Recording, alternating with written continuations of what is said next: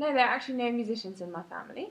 I'm the first one, but my Japanese grandparents were always quite artistic. They were both painters, mainly as a hobby, and my mother was a professional ballet dancer, and she always played the piano. So we had a piano at home, and my sister started playing, and I just started playing as soon as I could climb onto a piano stool.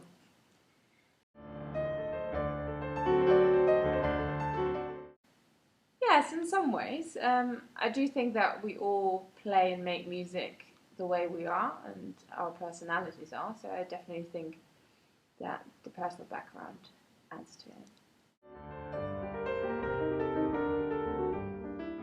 Yes, I speak three languages. I speak English, German, and Japanese. I would still say that German is my mother tongue just because I grew up mainly in Germany. I was born in Japan, but I went to school in Germany.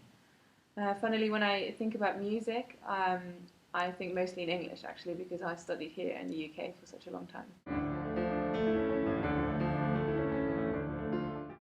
Um, I love to travel, to cook when I have time, and mainly just spend time with my family and my friends. It's really important to me. I always try and catch as many concerts as possible when I can, or go to exhibitions also. And I'm also a huge tennis fan, so once a year I try to get tickets for Wimbledon.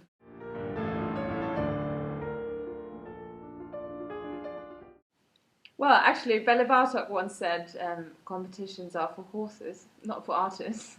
So, I mean, I know that not everybody is fond of piano competitions. I think people thrive differently in that situation. I personally don't treat it as competing with other people. I think I just sort of compete with myself, if that makes sense.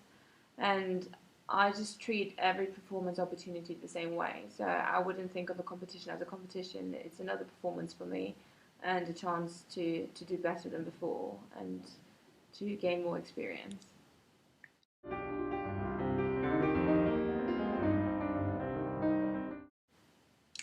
I wouldn't say there was one particularly significant turning point as such, but generally my time at the Royal College of Music has really changed me. And I decided quite late to become a pianist, so when I was there, I really felt that I sort of got to know myself as a musician and performer and really discovered things that I didn't before. And that has definitely formed me as a person and musician.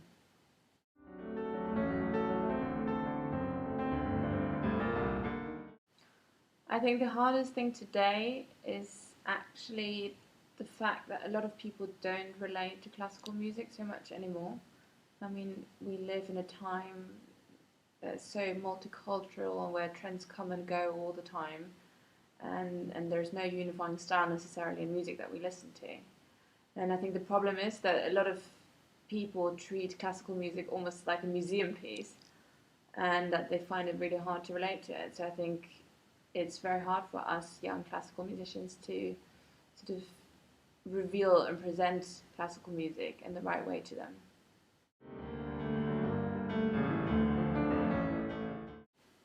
Well, I mean, I love and believe in the value of classical music, so I think my aspiration is just to share that with as many people as possible for as long as I can.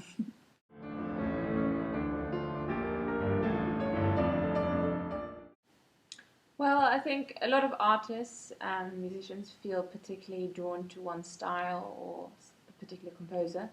And for me, that composer has been Schumann for a very long time. And it felt very natural for me to do a debut album with works by him. And I particularly wanted to introduce the wider audience to the Third Sonata because I think it's a work that is still not played very often.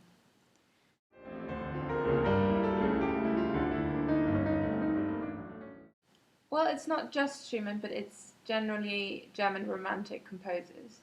I think sort of the first thing that comes to mind is just the relationship between the music and literature, and how the composers managed to catch every sensitivity of the human mind in the music. And I think that relationship between music and the human psychology is very special.